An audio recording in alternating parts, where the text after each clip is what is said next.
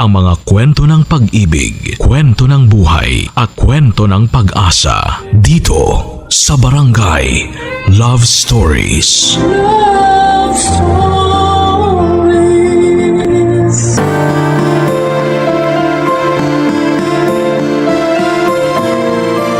May mga pagkakataon na pag may nagawa tayong mali, tila bumabalik tayo sa umpisa. Nangyayari yan sa iba't ibang sitwasyon, sa trabaho, sa pang-araw-araw na ginagawa mo. Ikaw, kabarangay, kung kinalabit ka ng tadhana at bumalik ka sa simula, ikakagalit mo ba o tatanggapin mo na? Dear Papa Dudut, ako po si Yara, noong 1 taon lang po nangyari ang aking kwento. Sa kasalukuyan po ay 30 years old na ako.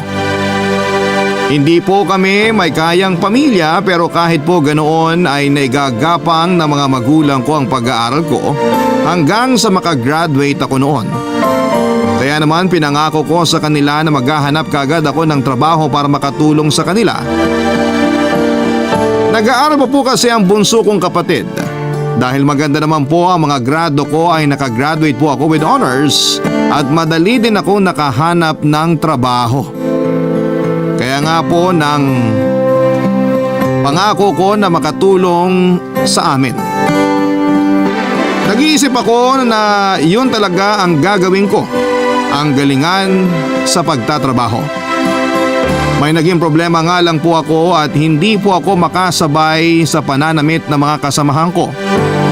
Tapos po ako sa budget, yung ipambibili ko ng gamit ay nilaan ko na lamang sa mga kailangan namin sa bahay. Kaya nga medyo mga luma na po ang mga damit na nasusuot ko noon. Maayos pa naman po ang mga damit ko, pero halata na pong luma ang mga ito. Sa totoo lang po ay wala namang masyadong problema sa opisina kahit luma ang damit ko. Maliban po sa isang tao. Ewan ko po kung anong nagawa ko sa kanya at parang kalan ang tingin niya sa akin. Kasi naman ay nagiinit ang dugo niya. Siya po si Nice, mas bata po siya ng 2 taon sa akin. 27 years old lamang siya noon. Ang sabi sa akin ay natanggap daw si Nice doon kasi kakilala ng daddy niya ang CEO ng kumpanya, kaya malakas daw ito. Magaling mangbully si Nice kahit may mga tao sa paligid, kaya niya akong ibully nang hindi nahahalata ng mga tao. Lalo na kapag nasa paligid ang boyfriend niya. Kasamahan din po namin ang boyfriend niya na si Leon, 30 years old naman po siya. Mas senior siya sa amin kaya maganda na ang posisyon niya sa kumpanya. Siya po ang manager kung saang department ako naka-assign. Mapagmahal siyang tao, mahal na mahal niya si Nice, kaya lang para siyang kabayo na may tapahoho. Kasi hindi niya nakikita ang totoong kulay ni Nice. Kung anong bait niya ay kabaliktaran naman ni Nice, Papa Dudut.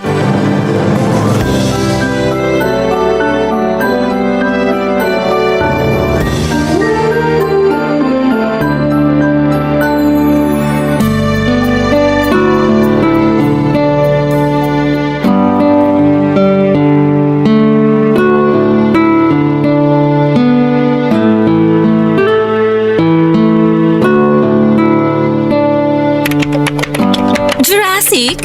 Ha? Jurassic? Saan ira galing yan? Ang alin? Yung ginagamit mo? Alin? Itong laptop? Ha? Laptop yan? Oo! Akala ko pang hilod ng elepante. Ito lang kasi yung laptop ko eh. Eh di bumili ka ng bago. Walang pambili. Napakadukha mo naman. Laptop lang, wala kang pambili. Pag-iipunan ko pa. Matagal ka na ba dito? Bago lang ako. Bago ka lang dito pero yung damit mo luma. Oh, sorry. Lumang-luma pala. Ilan lang din kasi ang damit kong pang-alis eh.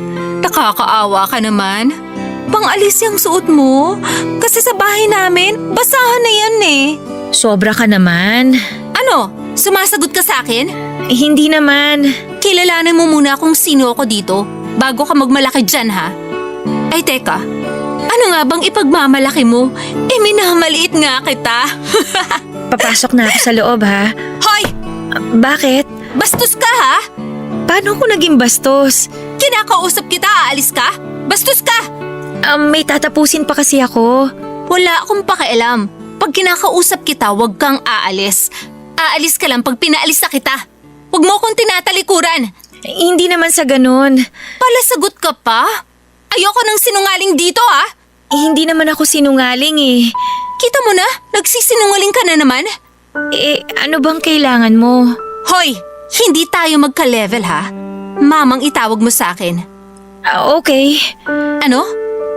Okay. Sabi ko, mamang itawag mo sa akin. Sumagot ka! Ma'am! Anong ma'am? Sagot ko po. Piloso po ka, baka... Pasalamat ka, kakalinis lang ng kuko ko. Baka madumihan pa pag nasampal kita. Pwede na po ba akong lumabas? Ma'am? Sinasarcastic mo ba ako? Paano po ba ako magpapaalam? Maupo ka dyan. Sasabihin ko kung kailan ka aalis. Pero may trabaho pa po ako eh. Bakit ako wala? Iyon nga po. Magtrabaho na po tayo, ma'am. Nangiinis ka ba talaga? Naguguluhan po ako. Kasi tanga ka. Kaya tumahimik ka na lang dyan. Kanino ka under na manager? Kanino ka under na manager? Bastos ka talaga ha? Kinakausap kita. Sabi niyo po tumahimik lang ako eh. Nanggigigil na ako sa'yo ha? Humanda ka sa labas ng opisina. Wala na nga po akong ginagawa. Ako may gagawin sa'yo. Konti na lang. Pwede na po ba akong lumabas? Magtatrabaho ka, di ba? Saan ka magtatrabaho? Sa laptop mo, di ba? Opo. Oh, ayan ang laptop mo. Di diyan ka magtrabaho? O ano? Magtrabaho ka na. Oh! Bakit mo hinulog yung laptop ko? Ikaw mag-ingat ka sa pagsasalita mo ha. Nasagi ko lang. Hinulog mo eh! Ayan! Ayaw na mag-on! Kunwari ka pa. Sa itsura niyang laptop mo, sigurado namang noon pa sira na yan. Makaalis na nga dito. Naku, sira na yata tong laptop ko. Papa Dudut, hindi ko po talaga alam kung bakit gano'n na lamang ang galit ni Nice sa akin. Hindi ko pa nga siya kakilala ng matagal. Sa ilang linggo ko pa lamang sa opisina ay ilan pa lamang ang kakilala ko.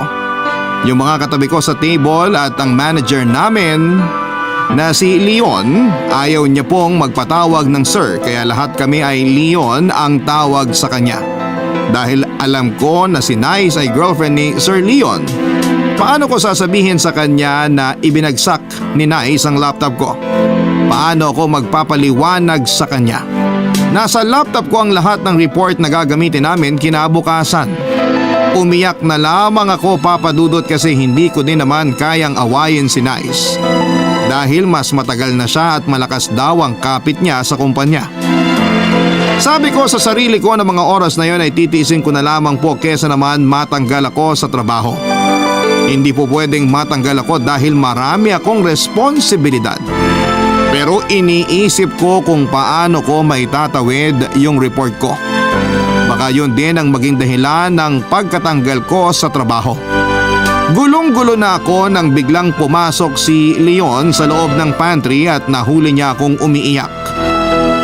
Mahirap na pong mag-deny kasi huling-huli at kitang-kita na umiiyak ako. Ang tagal bago ko nasabi ang dahilan. Pinilit niya po kasi akong sabihin ang dahilan ng pag-iyak ko. Sinabi ko na lamang po na aksidenteng nahulog ang laptop ko kaya nasira at wala pa akong ibang kopya ng mga ginawa kong report. Papa Dudut, sinabi niya na kailangan ng report kinabukasan ng umaga. Natakot ako sa kanya at hindi ko na alam ang gagawin ko. Pero imbes na magalit ay naawa pa siya sa akin. Sinabi niya na kailangan kong mag-overtime para tapusin namin ang report. Gagamitin na lang daw namin ang laptop niya and take note namin. Kasi tutulungan niya daw ako hanggang sa matapos ang report dahil importante yon. Madali naman po sa akin yung report kasi kabisado ko naman po yon. Pero madami po kasi kaya dahil sa dami ng mga kailangan tapusin ay ginabi din po kami Pagkatapos ay nagaya si Leon ng late dinner kasi hindi pa po pala kami kumakain. Kaya pala kumakalam na ang sikmura ko. Nahiya ako kasi wala akong pera at nagulat ako kasi wala naman akong sinasabi pero bigla niyang sinabi na sagot niya daw. Kahit ayaw ko ay mapilit siya kaya sumama na rin ako kahit na nahihiya pa ako, Papa Dudut.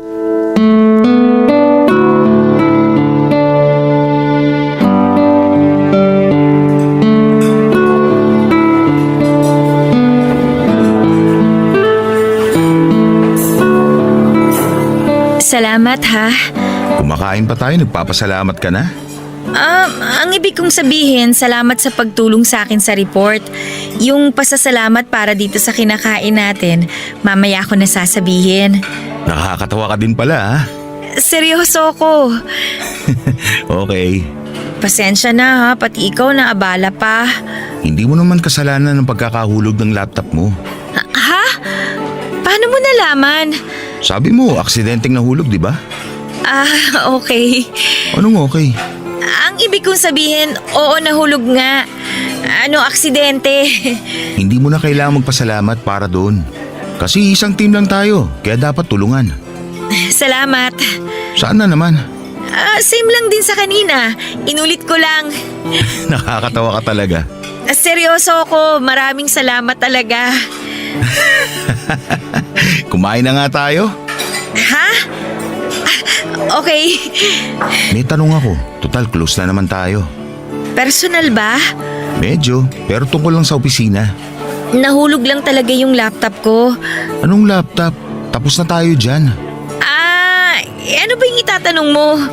Sa opisina, may umaaligid na ba sa'yo? Naku, walang langaw sa opisina. Hindi langaw, tao. Nung first day ko, yung security guard kasi ayaw niyang maniwala na doon ako nagtatrabaho. Ayun, umaali-aligid sa akin hanggang hindi ako nakakaupo sa pwesto ko. Puro ka naman biro. Ang sinasabi ko, may nagpapapansin na ba sa'yo? Yung nagpaparamdam. Naku, wala naman sanang magparamdam. Nakakatakot naman yung sinasabi mo. Ang kulit mo. Ang sinasabi ko, manliligaw. May nagpaparamdam na ba sa'yo na gusto manligaw? Naku naman, syempre. Wala. Bakit wala? Tingnan mo naman ang itsura ko. Ayos naman mga mata mo. Nasa tamang pwesto. Yung ilong mo din, saka bibig. Oh, anong mali sa itsura mo? Leon naman eh. Seryoso ko. May itsura ka. Sigurado may bigla na lang magpapapansin sa'yo. Bigla kang yayayain kumain sa labas. Ha? Yung parang ngayon? Ha? Oo. Pero niyaya mo ako kasi nagutom tayo sa paggawa ng report, di ba? Oo. Okay. So, anong sagot? Leon naman, may problema na yata yung mata mo. Tingnan mo naman ako, oh. Tingnan mo ako kung manamit. Damit lang yan. Palgay ko ang kulang lang sa'yo. Konting makeup at saka ayos ng buhok. Naku, wala na akong oras para mag-ayos ng buhok. Kaya lagi ko na lang tinatali para mabilis. Yun nga, kailangan mo ng konting makeover. Konti lang naman. Niloloko mo naman ako eh. Kung seryoso ka kanina, seryoso ako ngayon. Iba na nga lang pag-usapan natin. Tulad ng ano? Yung girlfriend mo. Si Nice? Okay naman siya. Palakaibigan siya. Halos lahat sa opisina kaibigan niya. Talaga ba? Parang nagulat ka. Ha? Hindi, nagtatanong lang. Nagkakilala na ba kayo? Oo, sobra. Sobra? Sobrang ganda niya pala. Masyado lang siya makapal mag-makeup. Sabi ko, bawasan niya pero makulit eh. Sabi ko, nagmumukha siyang matapang. First impression tuloy sa kanya ng lahat, mataray. Hindi ba? Anong hindi ba? Hindi pa ba tayo uuwi? Medyo late na din kasi. Okay. Sandali, babayaran ko lang ito kinain natin tapos hatid na kita. Saan? Sa inyo. May pupuntahan ka pa ba? Ha? Wala na akong pupuntahan. Papa Dudut, hindi pa kami agad umuwi kasi nagaya pa si Sir Leon doon sa paborito niyang cake shop. Mag-dessert daw muna kami at gusto ko na sanang umuwi pero nakiusap siya. Ipapatikim niya daw sa akin yung masarap na cake doon. At di nga po siya nagbibiro. Totoo nga at napakasarap ng cake na kinain ko. Ewan ko kung dahil ba noon lang ako nakatikim ng ganong cake o dahil noon lang uli ako nakakain ng cake. Makalipas ang ilang taon. Matapos ang pagkain ng cake ay hinatid na ako ni Sir Leon sa bahay, Papa Dudut. Chocolate cake ang kinain namin. Hindi ko alam kung totoo talaga ang kasabihan na nakakapagpasaya daw ang kombinasyon ng matamis at tsokolate. Kasi parang ang saya ko pagdating sa bahay, parang nawala sa isipan ko na gabi na pala at maaga pa ang pasok kinabukasan. Pero kasi hindi nagsinungaling si Leon. Napakasarap naman talaga noong cake na yon.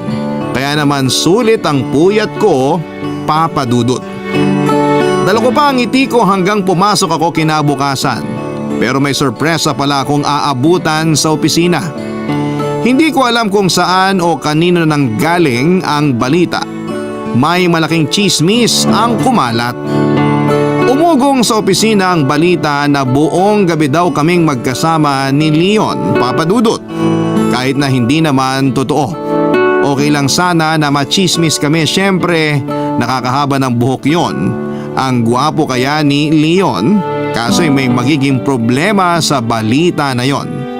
Balitang naging chismis at naging malaking issue kanina pa, syempre kay Nice. Kung kumalat na sa opisina ay hindi imposibleng hindi rin makarating sa kanya ang balitang ito, Papa Dudut. Barangay Love Stories. Barangay Love Stories. At gaya nga ng inaasahan, Papa Dudut, ayun, nalaman na nga ni Nice at nalaman ko noon na galit si Nice.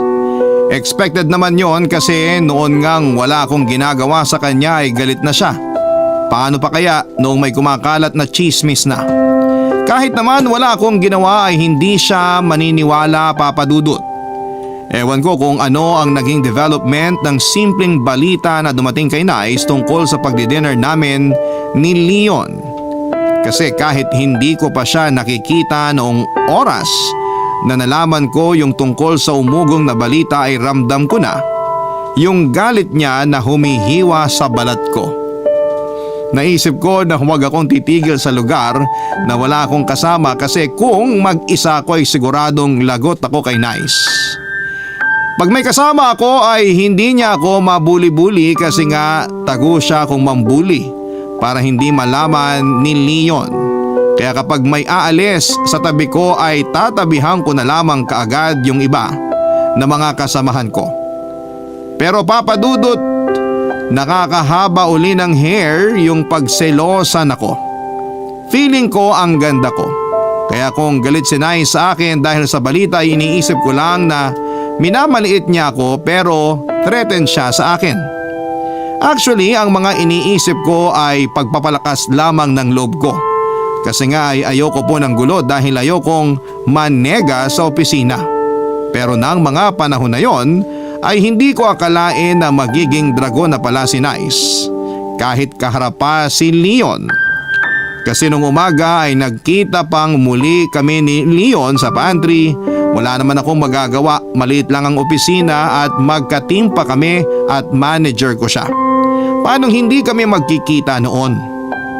Noong makita nga po niya ako sa pantry, may kasama ako at sinabi niya na may iaabot daw siya sa akin. Sa kanya tinawag yung kasama ko.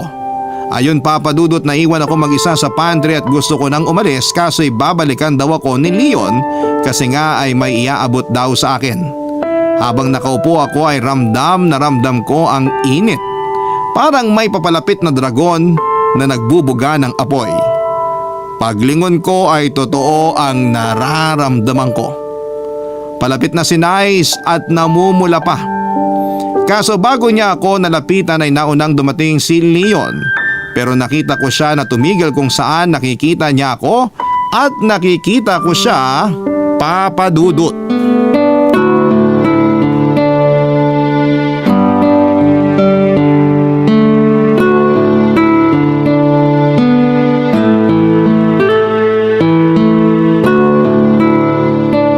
Hindi ka na late. Kahit napupuyat naman ako, maaga ako nagigising. Sorry, napuyat ka. Ay, hindi, sorry. Hindi yun yung ibig kong sabihin. Biro lang, alam ko naman. Ikaw talaga. Good luck sa presentation natin mamaya. Kinakabahan na nga ako eh. Bakit ka kinakabahan? Ako naman ang magpe-present. Kinakabahan ako para sa'yo. Maganda naman ang report natin at kampante akong wala magiging problema. Bakit ka na good luck? Pampaswerte. Oo nga naman. Teka, paano nga pala sa mga susunod na report? May laptop ka na ba nun? Wala pa siguro, pag-iipunan ko pa eh. Siguro makikigamit na muna ako ng desktop natin. Kung kailangan na talaga madaliin, baka punta na lang ako sa internet shop sa amin. Ano? Nakakapagod naman yung gagawin mo. Kaya ko yun. Teka, sandali ah. Ay, teka, saan ka pupunta? Bakit parang takot na takot ka? Ha? Wala, sasamahan na lang kita. Hindi naman ako aalis. May kukunin lang ako sa bag. Okay. Akala ko kasi aalis ka eh. Mabilis lang ako. May naiwan pala ako. Sandali lang ah.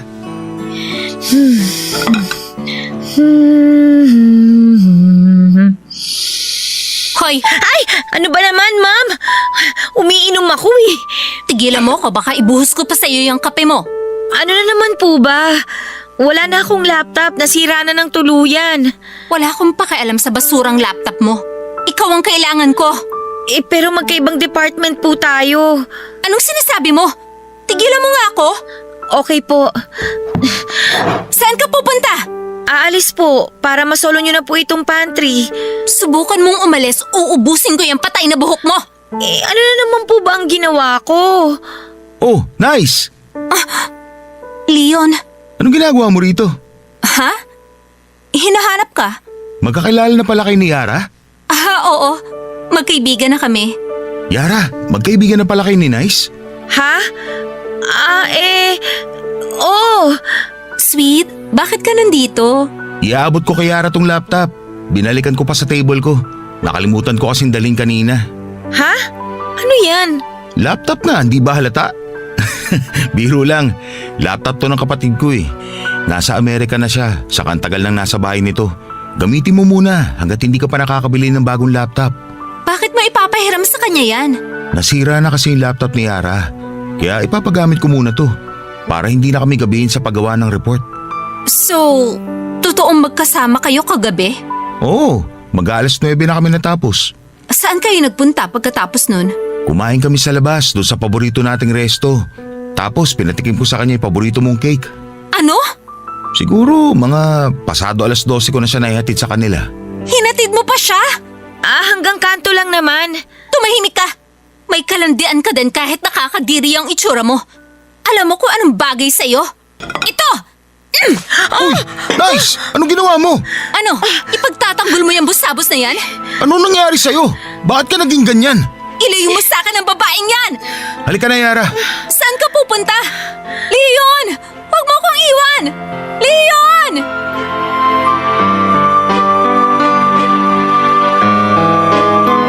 Iniwan ni Leon si Nice, siya naman kasi ang nagsabi na ilayo daw ako ni Leon sa kanya. Pero galit na galit si Leon sa ginawa ni Nice, Papa Dudut. Todo hingi siya ng pasensya sa akin. May report kami ng lunchtime pero nagulat ako nang sumakay kami ng elevator. Tinanong ko kung saan kami pupunta at sa galit ni Leon ay parang hindi ako nadinig. Kaya hindi na lamang ako nagsalita pa. Nagpunta kami ng basement at sumakay sa kotse niya.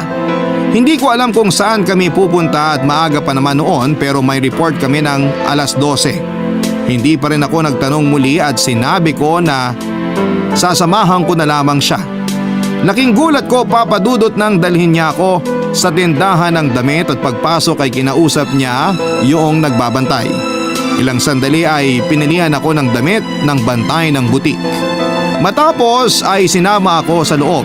Itinuro niya ang banyo at ang sabi ay pwede daw akong maligo doon para matanggal ang lagkit ng kape. Nagulat ako. Noon ko lang nalaman na may butik pala na may banyo na pwedeng ipagamit sa mga bumibili at kompleto lahat ang kailangan mo sa banyo. Mula sa mga sabon hanggang sa mga deodorant. Nandun na lahat. Siguro madalas bumili si Leon sa store na yon kasi nasikaso siya ng husto. Sabi ng bantay, pagkatapos ko daw maligo ay suotin ko yung damit na pinili niya para sa akin. Hindi ko alam kung bakit sumunod na lamang ako sa mga sinabi niya sa akin. Matapos kong maligo at isuot yung damit, binayaran na pala ni Leon yung sinuot ko at naglakad na kami papunta sa isang salon. Pinaayusan niya ako ng buhok at pinamakapan. Para akong ututong sunod lamang ng sunod. May isang oras pa bago ang report nang makarating kami sa opisina.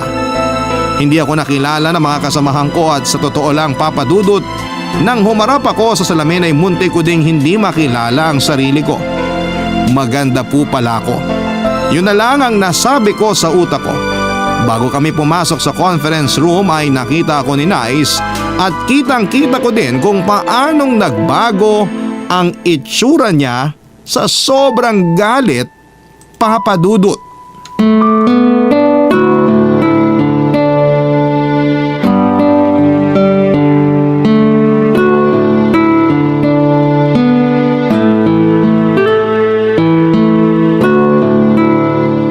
Congratulations, Leon! Ang galing mo dun sa presentation, ah! Magaling tayo. Magaling ang buong team. Group effort yun. Pero ang galing mo magsalita kanina. Sana ako din ganun. Anong sana ikaw rin ganun? Kinakabahan kasi ako pag haharap sa tao at magsasalita. Kaya hindi ko kaya yung confidence mo kanina. Alam mo, ang confidence, kakailanganin mo yan sa trabaho. Kaya ikaw dapat confident ka rin sa sarili mo. Madali lang sabihin yan para sa'yo. Practice lang yan. Tapos, huwag mong pansinin mga nakatingin sa'yo.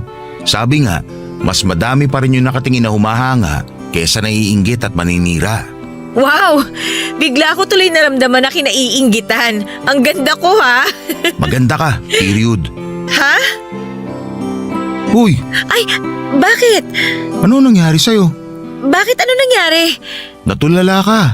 Ay, sorry, ha? Ngayon niyo sabihin walang nangyayari sa inyo. Ano bang nangyayaring sinasabi mo? Tumahimik ka. Yung boses mo, nasa opisina tayo. Wala akong pakialam. Baka makarating sa mga boss to. So, hindi ako natatakot. Dahil kaibigan ni Daddy ang may-ari nito at pwede kong ipaalis ang babaeng yan. Wag naman, ma'am. Kahit magmakaawa ka pa. Tumigil ka nga, Nice. Nag-ieskandalo ka na. Hindi lang ako mag-ieskandalo. Mananakit pa ako. Ikaw babae ka. Tatahitahimik ka kunwari. Ahas ka pala. Hetong nararapat sa'yo. Tigilan mo yan! Bitiwan mo ang kamay ko, Leon. Humanda kang babae ka. Nakakahiya na, Nice. Bitiwan mo ako. Mas nakakahiya yung ginagawa niyo. Wala kami ginagawa. Mabuti pa, iwan ko na muna kayo. Anong iwan? Dito ka! Nice! Sinabihan kita na ububusin ko ang buhok mo pero hindi ka naniwala. Nice! Ma'am! Tigilan mo na yan! Sumanda ka ngayon! Pinabitiwan niya yung buhok ko. Yan ang dapat sa'yo! Yara, nasaktan ka ba ng husto? Ayos lang ako. Ano, gusto mo pa? Pasalamat ka, tinulak lang kita. Buti hindi kita nginudngod sa sahig. Nakakahiya ka, Nice. Hindi ako makapaniwala sa nakita ko. Anong gagawin mo? Wala akong gagawin. Lalayo na lang ako. Anong lalayo? Hindi na healthy itong nangyayari. Yan pala ugali mo. May mga nadidinig ako tungkol sa'yo noon pa. Pero hindi ko nalang pinapansin kasi akala ko naiinggit lang sila sa'yo. Pero totoo pala. Oh, ngayong alam mo na. Ano ngayon? Hanggang dito na lang siguro tayo. Ano? Kailangan na nating maghiwalay. Hindi pwede. Ano? Tatakutin mo rin ako gaya ng ginagawa mo sa iba? Alalahanin mo na mas mataas ang posisyon ko sa'yo dito. Eh kung ipatanggal din kita. Gawin mo, wag mo sabihin. Sige, ipatanggal mo ako. Halika na, Yara. Leon, kaya ko na. Hindi, halika na. Umalis na tayo dito. Sige, iwan mo ako, Leon. Tignan ko kung saan ka pulutin pag sinabi ko to kay Daddy. Papa Dudut, naging pisikal si Nice noon. Pero parang hindi ko naramdaman ang sakit na mga ginawa niya dahil sa pagtatanggol sa akin ni Leon. Sa buong buhay ko ay noon lamang ako nakaranas ng gano'n na saktan at ipagtanggol. Nagsumbong nga sa daddy niya si Nice at pinatatanggal niya talaga ako at si Leon pero hindi ginawa ng daddy niya ang gusto ni Nice. Sinabihan siya na ang kumpanya ang magde-decide sa bagay na yon. Dahil importante pala si Leon sa kumpanya kasi siya ang malaki ang nagagawa kung bakit umaangat ang kumpanya. Kinausap na lamang daw si Leon ang daddy ni Nice at sinabi lahat ni Leon ang nangyari at naintindihan siya nito. Kilala naman daw kasi ng daddy ni Nice ang ugali ng anak niya kaya alam niyang si Nice ang may kasalanan. Pinagsabihan din si Nay sa opisina, yung dating akala niya ay untouchable siya ay mali pala. Dahil sa iskandalo at sa mga nalaman na pinagsabihan ng management si Nice ay nagkalakas ng loob ang lahat ng mga inapi at tinakot ni Nice na ipatanggal niya ay hindi na natatakot sa kanya. Walang pumapansin sa kanya sa opisina, lalong-lalo na si Leon. Kapag magkakasalubong kami ay pinoprotektahan din ako ng mga kasama ko para hindi makalapit sa akin si Nice. Mas lalo ang pagpoprotektang ginawa ni Leon na halos yakapin ako para maprotektahan lamang kay Nice. Barangay Love Stories. Barangay Love Stories. Papa Dudut, sabi nga sa kasabihan na para kang gumawa ng sarili mong multo. Yun na yun po ang mga bumabalik kay Nice. Hindi lang siya gumawa ng multo kundi tinuring siyang parang multo. Dahil parang hindi siya nakikita ng mga tao. Kahit sinong kausapin niya ay lumalayo kung hindi din lang tungkol sa trabaho ang sasabihin niya. Nawala na din yung tapang ni Nice, yung dating dragon na sunog sa sarili niyang apoy. Grabe din palang magalit si Leon at parang wala na siyang pakialam talaga kay Nice. Sinabi nga niya na hindi naman daw dapat siya magagalit pero noong idinamay na ang trabaho niya sa personal na relasyon nila ay iba ng usapan. Kung hindi daw sinabi ni Nice sa daddy na ipatanggal siya sa trabaho ay ayos pa sana.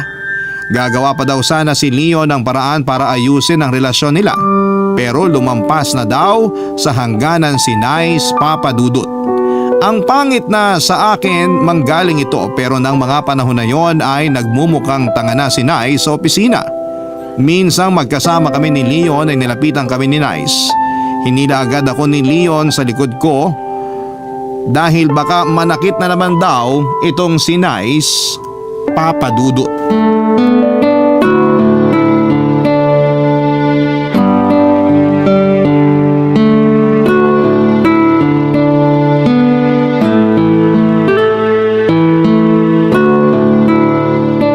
Salamat ha. Oh, saan na naman? Ikaw naman. Siyempre sa pagsundo sa akin. Ang lapit-lapit lang ng bahay ko dito sinundo mo pa ako. Malayo din yung 2 kanto, no? Saka along the way naman ang bahay nyo. Magpasalamat ka kung manggagaling pa ako sa South para sunduin kita sa North. Tapos babalik sa opisina sa South. Sa bagay. Siya nga pala, itong laptop, hindi pa ba hinahanap ng kapatid mo? Sa tagal niya na sa Amerika, hindi niya na hinahanap yan. Pero isusoli ko na rin kagad to pag nakahiram na ako sa iba ha. Pinahiram na nga kita, manghihiram ka pa sa iba. Nakakahiya na kasi. Nakakatulong sa iyo yung laptop, di ba? Oo. Dahil sa laptop na yan, natutulungan mo ang kumpanya, hindi ba? Oo. Dahil natutulungan mo ang kumpanya, tumitibay ito. At dahil tumitibay ang kumpanya, natutulungan mo din ang lahat para magtagal ang trabaho nila. At dahil natutulungan mo sila, ikaw din natutulungan nila. Hindi ko masundan, sorry. Ang point, gamitin mo lang yung laptop. Nahilo naman ako sa paliwanag mo. Gutom lang yan. Tara, mag-almusal tayo sa cafeteria. Sagot ko ha? Ayos malaki na ba sahod mo? Ako na sasagot. Hoy, hindi. Binigyan ako ng increase. Maliit pa lang yung binigay sa'yo, kaya kakapusin ka pa sa dami ng kailangan mo. Kaya saka mo na ako ilibre pag malaki na increase mo. Sige na nga, baka bigyan mo na naman ako ng nakakahilong explanation. Teka lang, madalas kang mahilo? Hindi kaya… Hindi kaya ano? Oy! Knock on wood! Huwag ka nga nagbibiro ng ganyan ha. Tsaka paano? Grabe ka naman makapag-react. Wala naman ako sinabi Ikaw nag-iisip niyan. Oy, bad joke yun ha. Sorry, kalimutan mo na yung bad joke na yun.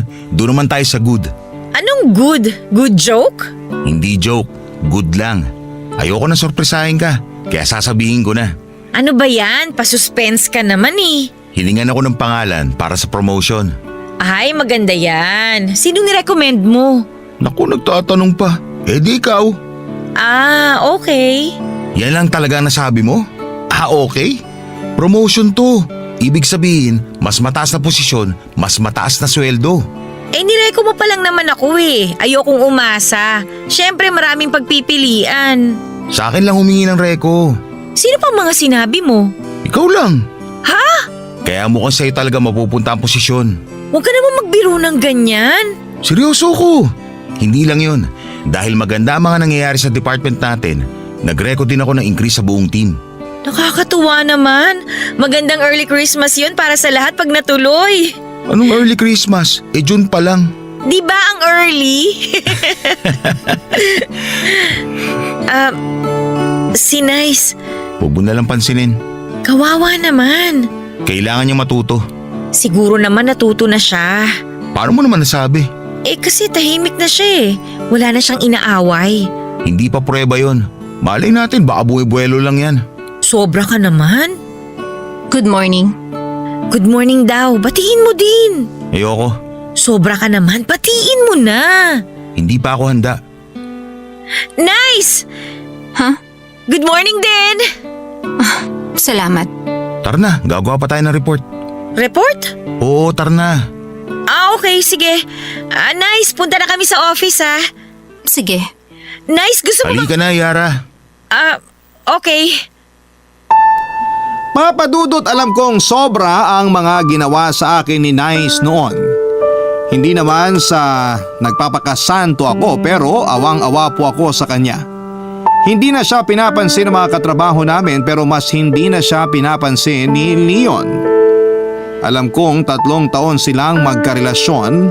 Parang napakasama naman ni Leon sa ginagawa niya pero naiintindihan ko siya. Gusto lamang talaga ni Leon na ma-realize ni Nice lahat-lahat ng kamalian niya. Pakiramdam din kasi ni Leon na sa loob ng 3 taon ay niloloko pala siya ni Nice. Mabait sa harap niya pero pagtalikod niya ay napakalupit sa ibang tao. Nagtataka nga daw si Leon kung bakit ganon. Hindi naman daw spoiled sa bahay si Nice, sa katunayan may pagka-istrikto ang daddy niya. Kaya nagtataka daw siya kung bakit ganon si Nice. Pero ano pa man ang plano ni Leon kay Nice ay ayoko nang manghimasok. Kasi personal na nila yon at hindi ko naman po sinasabi na balikan niya. Ang sa akin lang naman po ay maging maayos na ang lahat. Mas masarap kasi ang walang kaaway. Patuloy na naging ganon ang trato kay Nice, hindi lang ni Leon pati ang lahat ng buong opisina. Dahil doon ay naapektuhan ang performance ni Nice, na-demote po siya. Lumalabas po na mas mataas pa ang posisyon ko noon kesa sa kanya. Hindi po kasi nagsinungaling si Leon, seryoso pala na i-recommend niya ako for promotion. Kaya naging supervisor ako habang si Nice ay bumaba ang posisyon. Papadudot, sabihin ko lang po na hindi po ang posisyon ni Nice ang kinuha ko. Kasi magkaiba nga po kami ng department kaya wala po akong naagawan o nasagasaan.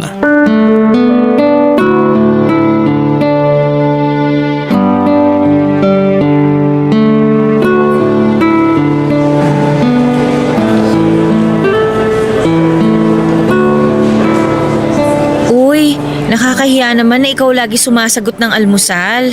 Sus, maliit na bagay lang yun. Bukas ako naman ang manlilibre ha. Walang aangal. Hindi ako papayag. Ang dami mo nang naitulong. Pati promotion ko oh. Recommendation lang ginawa ko. Sila pa din ang nagdesisyon para ma-promote ka.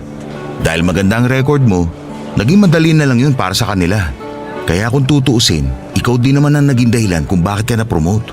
Talaga ba? Oo, parang kapareho lang din yun ng ikaw din ang sisira sa sarili mo. Sa bagay, may point ka. Pero hayaan mo naman na ako manlibre. Walang problema. Sige, ilibre mo ako pero pag dumating na yung tamang panahon. Aber, kailan naman yung tamang panahon na yon? Pag napag-graduate mo na yung kapatid mo, pwede mo na ako ilibre. Ano ba? 1 taon pa yun. Oo, 1 taon na lang pala. Willing to wait naman ako. Nakakainis ka. Hindi to presentation pero nakakabilib pa rin yung husay mo sa pagpapaliwanag ha. Inuto mo pa ako. Siguro may gusto ka pa, no? Uy, grabe ka naman sa akin. Joke lang. Pero salamat talaga ha. Salamat sa lahat. Madami ka pang magiging progreso sa kumpanyang to. Kaya mas pagbutihin mo pa at galingan. Yes, sir! Sir ka dyan. Excuse me. Oh, nice. Bakit? May gusto sana akong sabihin. Nakakaistorbo ba? Nako, hindi. Halika, maupo ka. Salamat. Huwag Huwag ka sana manggulo. Hindi. May sasabihin lang ako. Sige, kung pinapangako mo na walang gulo. Hindi ako manggugulo. Sige, maiwan ko na kayo. Teka Leon, saan ka pupunta? Leon, kayong dalawa sana ang gusto ko makausap. Upo ka muna ulit dito, break pa naman natin. O sige, ano ba yun, Nice? Una sa lahat, gusto ko sanang humingi ng patawad sa nagawa ko nung nakaraan. Sincere ka ba? Leon, Tinatanong ko lang naman. pasensya ka na Nice ha. Naiintindihan ko naman si Leon. Hindi ko siya masisisi. Kalimutan mo na yung nangyari dati. Kalimutan na natin yung pare-pareho para wala tayong bit-bit sa dibdib natin. Salamat, Yara.